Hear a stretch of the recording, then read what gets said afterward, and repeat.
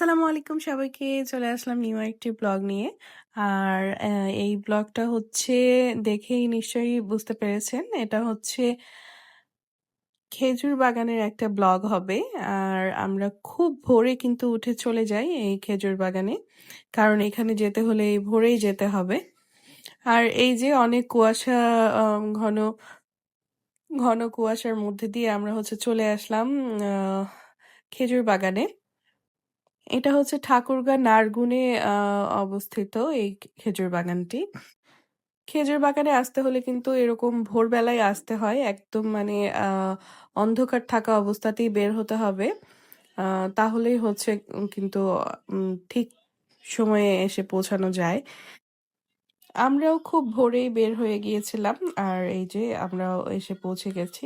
আর এসে দেখি যে এখানে কি একটা অবস্থা মানে আ এত মানুষ এখানে থাকবে এটা কিন্তু আমার আগে জানা ছিল না। শুনেছিলাম যে অনেক মানুষ আসে।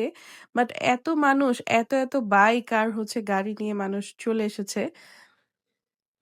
তারপর আমরা এই যে ভেতরে আসার পরে এই যে হচ্ছে খেজুরের গুড়টা কিভাবে বানানো হয়, খেজুরের রস এগুলো সব প্রসেসিং গুলো দেখছিলাম। আর শুধু আমরাই না সবাই কিন্তু এই প্রসেসটা দেখতে অনেক এনজয় করে। চারপাশে অনেক মানুষ ছিল। সবাই হচ্ছে দাঁড়িয়ে দেখছিল যে এখানে খেজুরের গুড়টা কিভাবে বানানো হয়। তারপর হচ্ছে খেজুরের রস আরো অনেক কিছু। এখানে হচ্ছে খেজুরের গুড়ের বানানোর জন্য এটাকে ঠান্ডা করা হচ্ছে এরকম নাড়াচাড়া করে। অনেকগুলো স্টেপ করার পরে কিন্তু হচ্ছে গুড় রেডি হয়ে যায়। আর এই আ প্রসেসটা দেখতে কিন্তু অনেক ভালো লাগছিল। আমরা এনজয় করছিলাম। আ আমরা সবাই এনজয় করছিলাম। আর এখানে কিন্তু আমরা হচ্ছে আ দু ২ টা ফ্যামিলি একসাথে গিয়েছিলাম বেড়াতে। এটা হচ্ছে আমার জন্য একটা মানে ডিফারেন্ট এক্সপেরিয়েন্স ছিল। কারণ আমি এর আগে কখনো এরকম আ খেজুর বাগানে যাইনি। আর এই যে এই প্রসেস দেখতে সূর্য উঠে গেল, সূর্যোদয় হয়ে যাচ্ছে। দেখতেই পাচ্ছেন আমরা তো হচ্ছে সূর্যোদয়ের অনেক আগেই গিয়েছি। তারপর আমরা চলে আসলাম হচ্ছে খেজুর বাগানের ভেতরের দিকে অ্যান্ড এই যে খেজুরের রস হচ্ছে আ কিভাবে রেডি হয় এটা হচ্ছে দেখছিলাম। এটা খেজুরের রস। একটু পরে আমরা খাবো এটা পেড়ে। অ্যান্ড এখানে যারা যায় সবাই হচ্ছে এরকম হচ্ছে খেজুরের রস খায়, গুড় কিনে নিয়ে আসে। আমরাও সেম জিনিসগুলোই করেছিলাম। আর এই যে এটা হচ্ছে আমার একটা ভাগ্নি হয়। কিউট একটা ভাগ্নি আমার। আ ওরা আর আমরা একসাথে গিয়েছিলাম। হ্যাঁ, এই ভিডিওটা কিন্তু অনেক আগের। এটা হচ্ছে গত বছর ডিসেম্বরের। এবছর জানি না যেতে পারবো কিনা।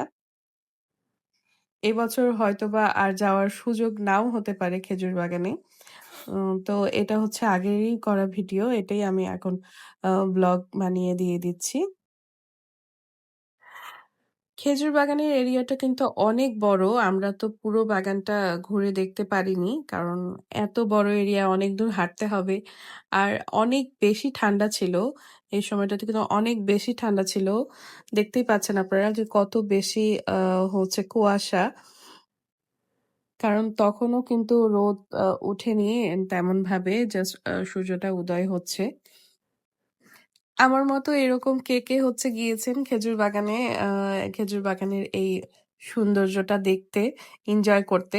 তারা কিন্তু অবশ্যই এই ভিডিওটা দেখে থাকলে কমেন্ট করে জানাবেন যে কে গিয়েছেন। সকাল এই স্নিগ্ধতা কিন্তু আমার খুবই ভালো লাগছিল। আমার এরকম খুব ভালো লাগে যে ভোর ভোরের দিকে হচ্ছে যদিও ঘুমের একটু কষ্ট হয়ে যায়। ঘুমটা কষ্ট করে ভেঙে তারপর যেতে হয়। কিন্তু তারপরেও আমি এই জিনিসগুলো খুব এনজয় করি। কারণ মর্নিং এর ওয়েদারটাই কিন্তু ডিফারেন্ট হয়। এটা আসলে শীতের সকাল একটা অন্যরকম এক্সপেরিয়েন্স হয়। এটা যদি ঘুমিয়েই পার করে দেওয়া হয় তাহলে কিন্তু পাওয়া যায় না, দেখা যায় না। আর এই যে এখানে হচ্ছে খেজুরের রসের সব হাঁড়িগুলো দেখতে পাচ্ছেন। আ এগুলো হচ্ছে অনেকেই এখানে খাবে। আর হচ্ছে এই যে আমরা অলরেডি এখানে হচ্ছে খেজুরের রস খাওয়ার শুরু করে দিয়েছি। সবাই ছবি তুলছিলাম। খেজুরের রস নিয়ে ভিডিও করছিলাম। এই যে আ জাহিদাও হচ্ছে খাচ্ছিল। অ্যান্ড এটা একদম টাটকা খেজুরের রস। এটা কিন্তু খুব বেশিক্ষণ রেখে দেওয়া যায় না। এটা সকাল সকালই নামিয়ে খেয়ে নিতে হয়।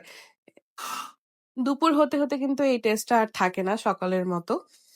তারপর আমরা খেজুর বাগান থেকে বের হয়ে এই যে চলে আসি এই পাশে অনেকগুলো পিঠার স্টল ছিল যেখানে হচ্ছে খেজুরের টাটকা ফ্রেশ খেজুরের গুড় দিয়ে পিঠা গরম গরম ধোয়া ওঠা ভাপা পিঠা এই ওয়েদারে আর কি লাগে। আমরাও হচ্ছে এই পিঠা খেয়ে নিলাম।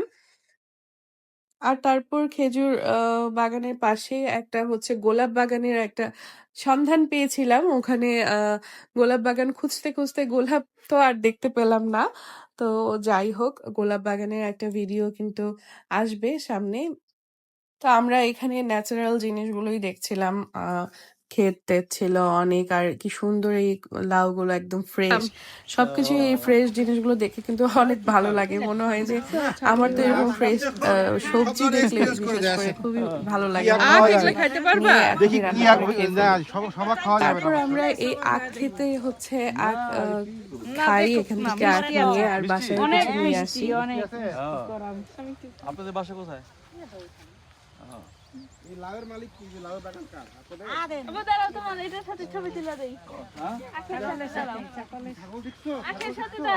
আরে এদের সাথে যাও, এই যে বাংলার প্রাকৃতিক কৃষকেরা। এরা হলো প্রকৃতির মানুষ। আমাদের জন্য কাজ করে কি হবে? আপনাদের এইগুলি যে ছাগল পায় একদিকে রস হবে না, রসের আগ বিশাল ব্যাপার। প্রকৃতির পক্ষে ওরাই আমার মানুষ, ওদেরকে আমার ভালোবাসা উচিত। দেন আবার চলে যাই হচ্ছে খেজুর বাগানে আর এখান থেকে হচ্ছে আমরা গুড় টুর কিনে খেজুরের রস হচ্ছে নিয়ে নিই বাসায় নেওয়ার জন্য, বাসায় যেন সবাই খেতে পারে। আর এখানে হচ্ছে সকাল সকাল কিন্তু আরো অনেক খাবার দাবারেরও আয়োজন আছে। কেউ চাইলে এগুলো কিন্তু খেতে পারে। মানে অনেকজন মিলে একসাথে আসলে একটা পিকনিক পিকনিক ভাইব চলে আসবে আর কি। দেন আমরা ঠাকুরগাঁও শহরে চলে আসি আর একটু নাস্তা খেয়ে নেই সবাই মিলে একসাথে। এই ছিল আজকের ব্লগ। আল্লাহ হাফিজ।